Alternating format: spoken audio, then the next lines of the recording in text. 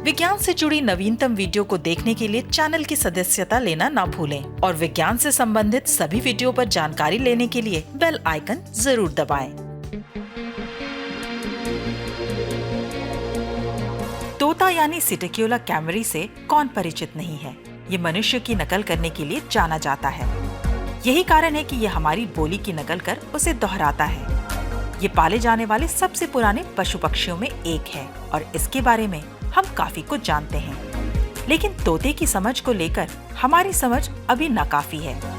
ये पता चला है हाल ही के एक नए शोध से। हम मनुष्यों में अनुभवों, जानकारियों और आंकड़ों के आधार पर निर्णय लेने की क्षमता होती है। हमारे अलावा ये क्षमता वानरों में मिलती है।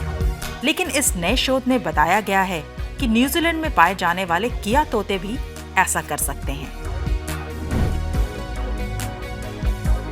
जैतूनी भूरे रंग के कौवे के आकार के ये तोते अपनी हरकतों के लिए बदनाम रहे हैं। ये अपनी चोंच का छुरी की तरह उपयोग कर भेड़ों की चमड़ी को भेदने के लिए जाने जाते थे। कहा जाता है कि किया अपनी चोंच को भेड़ों की रीढ़ की हड्डी के इर्द गिर्द जमा वसा तक पहुंचा देता था। आजकल ये खाने के सामान के लिए लोगों के पिट्ठू बैग को चीर देते हैं और कार के वाइपर निकाल देते हैं। ये देखने के लिए कि क्या किया तोतों की शैतानी के साथ बुद्धिमत्ता जुड़ी है। यूनिवर्सिटी ऑफ ऑकलैंड की मनोविज्ञानी अमेलिया बॉस्टॉस और उनके सहयोगियों ने न्यूजीलैंड के क्राइस्टचर्च के पास स्थित अभयारण्य के 6 किया तोतों का अध्ययन किया। पहले तो शोधकर्ताओं ने तोतों को ये सिखाया कि काले रंग का टोकन चुनने पर हमेशा स्वादिष्ट भोजन मिलता है, जबकि नारंगी टोकन से कभी भोजन नहीं मिलता।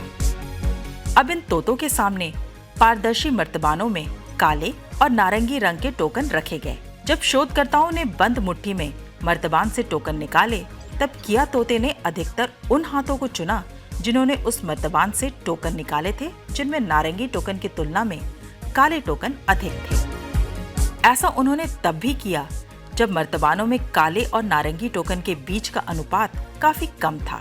यह अनुपात 63 और 57 का था। अगले परीक्षण में शोधकर्ताओं ने किया तोतों के सामने 2 पारदर्शी मर्तबान में दोनों रंगों के टोकन बराबर संख्या में रखे, लेकिन रखने का तरीका अलग था। पहले मर्तबानों को एक शीट की मदद से ऊपरी एवं निचली 2 हिस्सों में बांटा गया। हालांकि दोनों मर्तबानों में काले एवं नारंगी टोकन बराबर संख्या में थे, लेकिन एक मर्तबान में ऊपर वाले खंड में ज्यादा काले टोकन थे।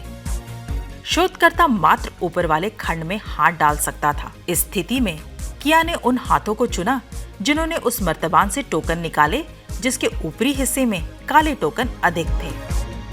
इसके बाद किए गए अंतिम परीक्षण में भी किया तोते ने उस शोधकर्ता के हाथ से टोकन लेना ज्यादा पसंद किया जिसने काले टोकन अधिक बार निकाले थे।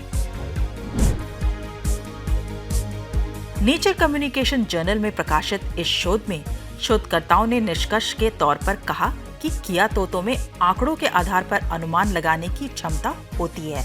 यानी मनुष्य की तरह किया तोते भी कई किस्म की सूचनाओं को एकीकृत करने की बौद्धिक क्षमता रखते हैं। हालांकि पक्षियों और मनुष्य के मस्तिष्क की संरचना में बड़ा अंतर देखते हुए कई वैज्ञानिकों को ये आश्चर्यजनक लगता है। एक मत ये है कि क्या ये प्रयोग किया के सहज ज्ञान का प्रदर्शन है या वाकई सांख्यिकीय समझ है। दूसरा मत ये है कि इस तरह की बुद्धि के लिए भाषा की जरूरत होती है। जो भी हो, पशु पक्षियों के व्यवहार के अभी भी अनगिनत रोचक पहलू हैं जिन्हें हम समझ नहीं पाए हैं।